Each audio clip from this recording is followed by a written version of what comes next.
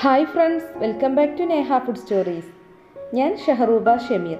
ഞാൻ ഇന്നിപ്പോൾ ഇവിടെ വന്നിരിക്കുന്നത് ബട്ടർ ദോശയുടെ റെസിപ്പിയുമായിട്ടാണ്. ദോശ ഉണ്ടാക്കാൻ എല്ലാവർക്കും അറിയും, എന്നാലും ചിലർക്ക് ദോശയുടെ ബാറ്റർ ഒന്ന് ശരിയാക്കി എടുക്കുക എന്നുള്ളത് കുറച്ച് പ്രശ്നമുള്ള കാര്യമാണ്. അപ്പോൾ നല്ലൊരു ദോശ ബാറ്റർ എങ്ങനെ ഉണ്ടാക്കിയെടുക്കാമെന്നും കൂടി ഞാനിവിടെ കാണിക്കുന്നുണ്ട്. അപ്പോൾ അതിന് വേണ്ടി 2 കപ്പ് ഇഡ്ഡലി റൈസാണ് ഞാനിവിടെ എടുത്തിട്ടുള്ളത്. ഇഡ്ഡലി റൈസ് കൊണ്ട് നമ്മൾ ദോശയും ഇഡ്ഡലിയൊക്കെ ഉണ്ടാക്കുകയാണെങ്കിൽ ഒന്നും കൂടി നന്നായി കിട്ടും. ഇഡ്ഡലി റൈസ് ഇല്ലെങ്കിലും പ്രശ്നമില്ല, നമ്മൾ റേഷൻ കടയിൽ നിന്ന് വാങ്ങുന്ന പച്ചരി കൊണ്ട് ദോശ ഉണ്ടാക്കിയാലും നന്നായി കിട്ടും, അല്ലെങ്കിൽ സാധാരണ പച്ചരി ആയാലും മതി. ഇനി നമുക്കിതിലേക്ക് 1 കപ്പ് ഉഴുന്ന് ചേർത്ത് കൊടുക്കണം. 2 കപ്പ് പച്ചരിക്ക് 1 കപ്പ് ഉഴുന്ന് എന്ന രീതിയിലാണ് എടുക്കേണ്ടത്. അപ്പോൾ ഈ ഉഴുന്നും കൂടി നമുക്ക് ഈ ബൗളിലേക്ക് ചേർത്ത് കൊടുക്കാം. പിന്നെ വേണ്ടത് 1 ടീസ്പൂൺ ഉലുവയാണ്. അപ്പോൾ ഈ ഉലുവ നമുക്കിതിലേക്ക് ഇട്ട് കൊടുക്കണം. ഇനി നമുക്കിതിലേക്ക് പാകത്തിന് വെള്ളം ഒഴിച്ചു കൊടുക്കാം. എന്നിട്ട് 2-3-4 പ്രാവശ്യം കഴുകിയതിന് ശേഷം നമുക്കിത് സോക്ക് ചെയ്യാൻ വെക്കണം. ഒരു 4 മണിക്കൂർ നേരമൊക്കെ സോക്ക് ചെയ്ത് വെക്കാം. അതിനുശേഷം ആ വെള്ളത്തിൽ തന്നെ നമ്മൾ അരച്ചെടുത്താൽ മതി. എന്ന് നമ്മുടെ ദോശയൊക്കെ ഒന്നും കൂടി സോഫ്റ്റ് ആവും, അതുപോലെ നന്നായി പൊങ്ങി വരും. അപ്പോൾ അത് കഴുകി വൃത്തിയാക്കിയതിന് ശേഷം വേണം സോക്ക് ചെയ്യാൻ വെക്കാൻ. ഇതിപ്പോൾ ഞാനിവിടെ 5 മണിക്കൂർ സോക്ക് ചെയ്തിട്ടുണ്ട്. അതിന് ശേഷമാണ് ഞാനിപ്പോൾ ഇത് അരക്കാൻ പോകുന്നത്. അപ്പോൾ നമുക്കിനി ഇത് മിക്സിയുടെ ജാറിലിട്ടാണ്ട് അരച്ചെടുക്കാം. ഞാനിതിപ്പോൾ ഇവിടെ 2 ട്രിപ്പായിട്ടാണ് അരച്ചെടുക്കുന്നത്.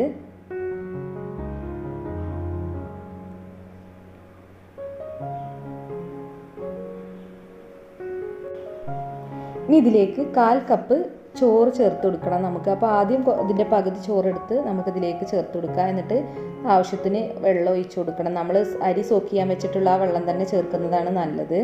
എന്നിട്ട് നമുക്കിത് അരച്ചെടുക്കാം.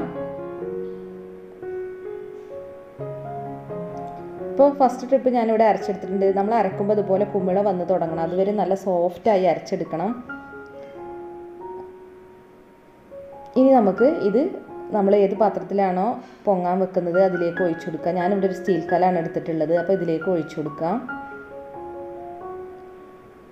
ഇനിയിപ്പോൾ 2ാമത്തെ ട്രിപ്പും നമുക്ക് ഇതുപോലെ തന്നെ അരച്ചെടുക്കാം. ബാക്കിയുള്ള ചോറും അതുപോലെ ബാക്കിയുള്ള വെള്ളവും ചേർത്തിട്ടാണ് ഞാനിപ്പോൾ ഇവിടെ ഇത് അരച്ചെടുത്തിട്ടുള്ളത്. ഇനി നമുക്കിത് കലത്തിലേക്ക് ഒഴിച്ചു കൊടുക്കണം. ഇനിയിപ്പോൾ എത്ര റൈസും ഉഴുന്നൊന്നും വേണ്ടാന്നുണ്ടെങ്കിൽ ഇതിൻ്റെ പകുതി എടുത്തുണ്ടാക്കിയാലും മതി കേട്ടോ. ഇനി നമുക്കിതിലേക്ക് ആവശ്യത്തിന് ഉപ്പും കൂടി ചേർത്ത് കൊടുക്കാം. ഉപ്പ് ഇട്ട് കൊടുത്തിട്ട് നല്ലവണ്ണം ഒന്ന് മിക്സ് ചെയ്ത് കൊടുക്കുക. നമ്മൾ ആദ്യം ഒഴിച്ച മാവും 2ാമത് ഒഴിച്ച മാവും ഒക്കെ നന്നായി ഒന്ന് മിക്സായി വരണം. അപ്പോൾ നല്ലവണ്ണം ഒന്ന് മിക്സ് ചെയ്ത് കൊടുക്കുക.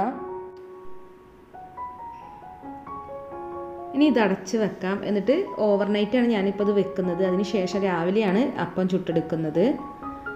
അപ്പോൾ ഇപ്പോൾ ഓവർനൈറ്റ് കഴിഞ്ഞിട്ടുണ്ട്. നമ്മുടെ ബാറ്റർ നല്ലവണ്ണം പൊങ്ങി വന്നിട്ടുണ്ട്, കണ്ടില്ലേ, നല്ല സോഫ്റ്റായി വന്നിട്ടുണ്ട്. അപ്പോൾ നമ്മൾ ഓവർനൈറ്റ് വെച്ച് കഴിഞ്ഞാൽ നല്ലവണ്ണം മാവ് ഇതുപോലെ പൊങ്ങി വരും.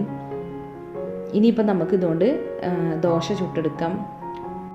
അപ്പോൾ ഇനി നമുക്ക് ദോശ ചുട്ടെടുക്കാം. അതിന് വേണ്ടി ഞാനൊരു പാൻ അടുപ്പിൽ വെച്ച് ചൂടാക്കിയിട്ടുണ്ട്. അപ്പോൾ ഇതിൻ്റെ ചൂട് ആയിട്ടുണ്ടോ എന്നറിയാൻ കുറച്ച് വെള്ളം ഒന്ന് തളിച്ചു കൊടുക്കാം. അപ്പോൾ ചൂടൊക്കെ ഒന്ന് അഡ്ജസ്റ്റ് ആയി കിട്ടിക്കോളും. ഇനിയിപ്പോൾ നമുക്ക് ഇതിലേക്ക് മാവ് ഒഴിച്ചു കൊടുക്കാം. ഞാനൊരു തവി മാവ് ഒഴിച്ചിട്ടുണ്ട്. ഇനിയിപ്പോൾ അതൊക്കെ ഇത് സെൻറ്ററിൽ നിന്ന് തന്നെ ഒന്ന് പരത്തി കൊടുക്കുക.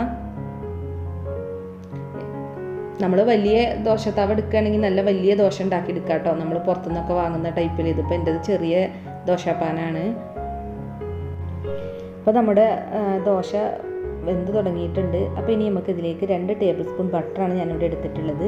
ഇത് ചേർത്ത് കൊടുക്കാം. ഇതിപ്പോൾ ഞാൻ ഫ്രിഡ്ജിൽ നിന്ന് ഡയറക്റ്റ് ആയിട്ട് എടുത്തതാണ്, അതുകൊണ്ട് സോഫ്റ്റ് ആയിട്ടില്ല. ഇനിയിപ്പോൾ സോഫ്റ്റായ ബട്ടറാണെങ്കിൽ പെട്ടെന്ന് മെൽറ്റ് ആയിക്കോളും. അപ്പോൾ ഈ ബട്ടർ ഒന്ന് ഇതിൻ്റെ മുകളിലേക്ക് സ്പ്രെഡ് ചെയ്ത് കൊടുത്താൽ മതി.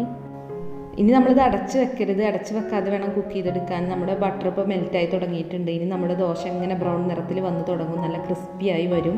ആ സമയത്ത് നമുക്ക് ദോശ ഈ പാനിൽ നിന്ന് മാറ്റാം. അപ്പോൾ നല്ല ക്രിസ്പിയായി ബ്രൗൺ നിറമാവുന്നത് വരെ വെയിറ്റ് ചെയ്യാം. ഇപ്പോൾ ഏകദേശം ബ്രൗൺ നിറമൊക്കെ ആയി വന്നിട്ടുണ്ട്. ഇനി നമുക്കിത് പാനിൽ നിന്ന് മാറ്റാം. ഇനിയിപ്പോൾ നമുക്ക് സോഫ്റ്റ് ദോശ എങ്ങനെയാണ് റെഡിയാക്കുന്നത് എന്ന് നോക്കാം. ചിലർക്ക് ക്രിസ്പി ദോശ ഇഷ്ടമുണ്ടാവില്ല, അങ്ങനെയുള്ളവർക്ക് വേണ്ടിയാണ് ഈ സോഫ്റ്റ് ദോശ. അപ്പോൾ നമ്മൾ പാനിലേക്ക് മാവ് ഒഴിച്ച് ചുറ്റിച്ചെടുക്കുക. ഇനി ഇത് അടച്ച് വെക്കണം.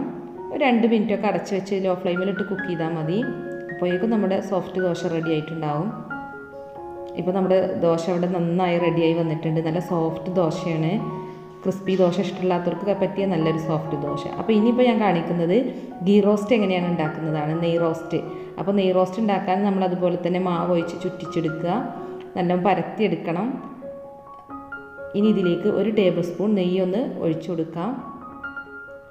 നെയ് റോസ്റ്റ് ഇഷ്ടമുള്ളവർക്ക് ഇങ്ങനെ നെയ്യ് ഒഴിച്ച് നെയ് റോസ്റ്റ് ഉണ്ടാക്കിയെടുക്കാം. ഇതും ബട്ടർ ദോശ ഉണ്ടാക്കിയ പോലെ തന്നെ ഈ നെയ്യ് ഒഴിച്ച് കൊടുത്തിട്ട് നല്ല ബ്രൗൺ നിറമാകുന്നത് വരെ വെയിറ്റ് ചെയ്യുക. ആ സമയം കൊണ്ട് തന്നെ നമ്മുടെ ദോശ നല്ല ക്രിസ്പിയായി വരും. ഈ ടൈമിൽ നമുക്ക് പാനിൽ നിന്ന് ദോശ മാറ്റാം. അപ്പോൾ നമ്മുടെ നെയ് റോസ്റ്റ് റെഡി ആയിട്ടുണ്ട്. അപ്പോൾ നമുക്ക് ഏത് ദോശയാണോ ഇഷ്ടം അതുപോലെ ഉണ്ടാക്കിയെടുക്കുക. ഇതിപ്പോൾ ഇവിടെ അടിപൊളിയായി വന്നിട്ടുണ്ട്. നല്ല ടേസ്റ്റിയായ ബട്ടർ ദോശയാണ്. അപ്പോൾ എല്ലാവരും ട്രൈ ചെയ്ത് നോക്കുക. അപ്പോൾ മനീഷ റിക്വസ്റ്റ് ചെയ്തിട്ടുണ്ടായിരുന്നു ബട്ടർ ദോശ റെസിപ്പി അപ്ലോഡ് ചെയ്യണമെന്ന്. അപ്പോൾ ഈ വീഡിയോ ഇഷ്ടമായെങ്കിൽ എല്ലാവരും ലൈക്കും ഷെയറും ചെയ്യണേ. ഇനിയും ഇതുപോലുള്ള നല്ല റെസിപ്പീസുമായി നമുക്ക് വീണ്ടും കാണാം. Thanks for watching my channel.